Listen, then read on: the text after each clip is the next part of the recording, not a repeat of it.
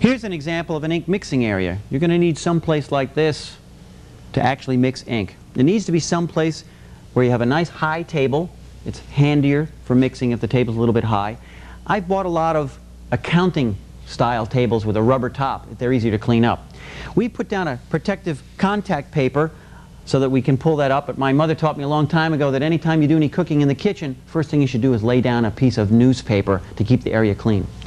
You've got to have a scale. This scale reads in grams. If you can't afford a gram scale right away, at least go out and get a $100 20-pound shipping scale so that you can weigh every single bucket as you mix up a recipe. Mom's got recipes at home. There's a reason for that. She wants to make the exact same ink every single time. You're going to need plenty of containers. Don't ever throw them away. And again, I want you to be buying metal ink knives for mixing. When I make a test print sample, I actually use this heat and strip gun. Now, back behind me, I've actually got some screens that I use for test printing.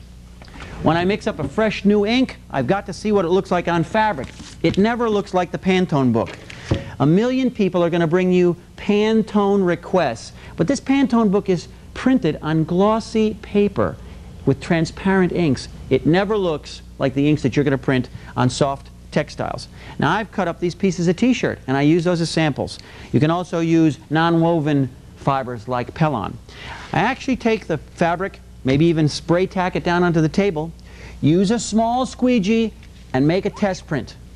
When I made that test print, you can put the screen right down on the ground like so, and I use this heat and strip gun made for stripping paint. Goes up to 750 degrees. Don't point it at your hair, otherwise you'll lose all your hair like I am. This allows you not to have to walk over to the dryer, which is about 45 feet away, and you don't want your ink mixer wandering back and forth, talking to the printers, when they should be sitting in here mixing ink. Spend the $30 that you need for that little item. Now, once you have that ink sample, you should be writing down your formulas in a guidebook. Now, look at all the guidebooks that we've got right here. Every formula we've ever done. I think that you should keep these according to the Pantone booklet numbers. It's the easiest reference that you've got, but you also might break them down just like Rutland, for instance, does. They have a 100 series for one color, an 800 series for orange inks, a 900 series for another color of ink. Make some sort of a system so you can find a color fast. A lot of people like to store their ink formulas based on the customers, but you're going to find that when you've used Nike Red and you use it on Joe's Bar and Grill, you'll never be able to figure out what ink you use for Joe's Bar and Grill unless you're looking in the red section. You got to have a calculator because there's a lot of math involved with doing ratios.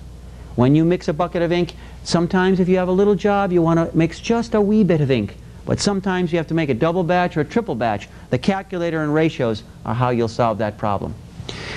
Take a staple gun and staple it right into this color card. I've got the formulas written down. And the color is actually stapled right in there.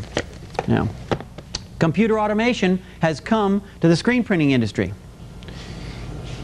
Here's a computer program, and everybody that has a Pantone matching system or even a mixing system in the plastisol industry has a computer program that you can buy. Almost all of them are less than $100.